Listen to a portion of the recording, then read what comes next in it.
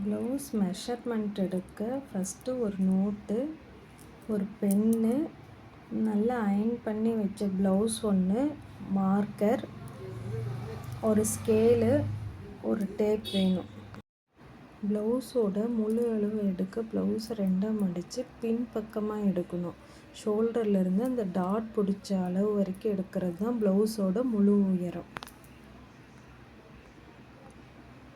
ப்ளவுஸை நல்லா நேர் பண்ணிக்கிட்டு ஷோல்டர் அளவு எடுக்கணும். கழுத்தில் இருந்து கை ஜாயின் பண்ணுற அளவு வரைக்கும் இருக்கிற அந்த கேப் தான் ஷோல்டர் அளவு. நம்ம எடுக்கிறது எல்லாமே ரெடி அளவு தான், தைச்சி போட்டால் இருக்கிற அந்த அளவு. அடுத்தது ஹாம்ஹோல் லென்த் எடுக்க ஒரு ஸ்கேல் எடுத்துக்கிட்டு ப்ளவுஸை நல்லா கையெல்லாம் மேலே எடுத்து விட்டுக்கணும்.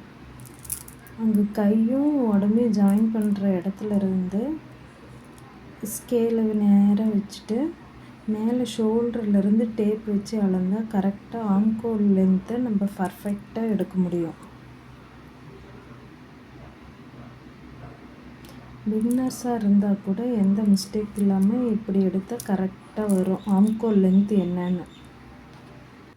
கழுத்து அகலம் கண்டுபிடிக்க ஃபஸ்ட்டு ஷோல்டர்லேருந்து நேராக ஸ்கேல் வச்சு ப்ளவுஸோட முன்பக்க கொக்கி பீஸ்லேருந்து ஸ்கேல் வரைக்கும் வரதை எடுத்தால் ப்ளவுஸோட அகலம் எவ்வளோன்னு பர்ஃபெக்டாக கண்டுபிடிச்சி ப்ளவுஸோட பின்பக்கம் உயரம் எடுக்க ப்ளவுஸை ரெண்டாக மடித்து போட்டு பேக் சைடு எடுத்துக்கணும்.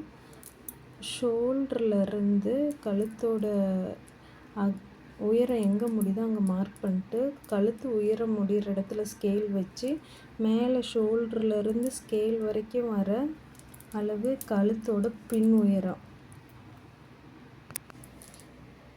மார்பு சுற்றளவு எடுக்க கொக்கி பீஸ்லேருந்து நம்ம மெஷர் பண்ணிக்கணும். கொக்கி பீஸ்லேருந்து கை உடம்பு ஜாயின் பண்ணிக்கிற இடம் வரைக்கும் ஃபஸ்ட்டு ஒரு மெஷர்மெண்ட் எடுத்துகிட்டு அது எந்த அளவு வருது அதிலேருந்து வச்சு பின்பக்கம் அப்படியே கண்டினியூ பண்ணி எடுக்கணும். இப்போ 9 வருதுன்னா அந்த 9 அளவுலேருந்து இங்கே எடுக்கணும் பேக் சைடு.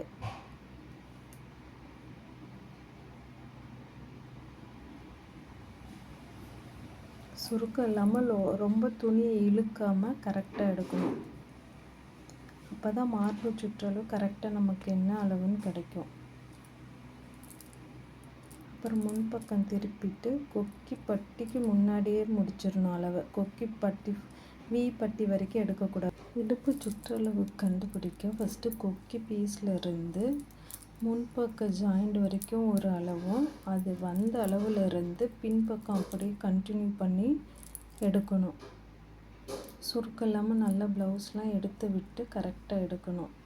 அந்த பின்பக்க ஜாயிண்டில் எங்கே முடியுதோ அந்த அளவுலேருந்து அப்படியே முன்பக்கம் கண்டினியூ பண்ணிக்கணும். வி பீஸ் ஃபுல்லாக எடுக்காமல் வி பீஸ் ஆரம்பிக்கிறதுக்கு முன்னாடியே அளவை நம்ம நிறுத்திக்கிட்டால் தான் கரெக்டாக இடுப்பு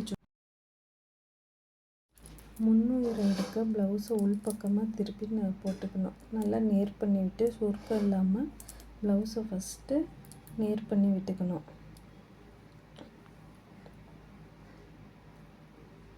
ஷோல்டர்லேருந்து டாட் ஃபுல்லாக எடுக்கணும். ஆனால் எடுக்கிறப்ப அப்படியே ஷோல்டர்லேருந்து டாட் எண்டு வரைக்கும் எடுக்கக்கூடாது. ஷோல்டர்லேருந்து டாட் ஸ்டார்ட் ஆகிற வரைக்கும் ஃபஸ்ட்டு ஒரு அளவு எடுத்துட்டு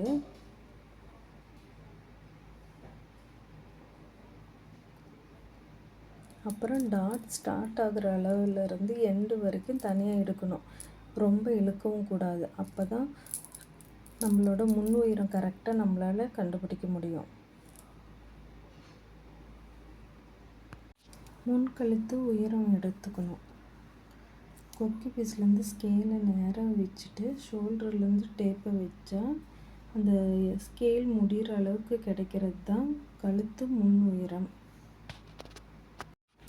பட்டியோட உயரம் எடுத்துக்கணும். நான் இப்போ மார்க் பண்ணது தான் பட்டியோட உயரம். நம்ம எடுக்கிறது எல்லாமே இப்போ ரெடி அளவு தான். அடுத்தது பட்டியோட அகலம் மார்க் பண்ணிக்கணும். கொக்கி பீஸ்லேருந்து ஜாயின் பண்ண தையல் போட்டிருக்க அது வரைக்கும் எடுக்கிறது தான் பட்டியோட அகலம்.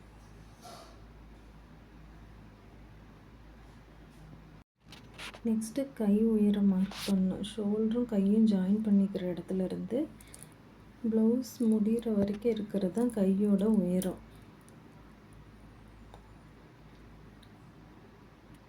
அடுத்து கை சுற்றளவு கண்டுபிடிக்கணும்.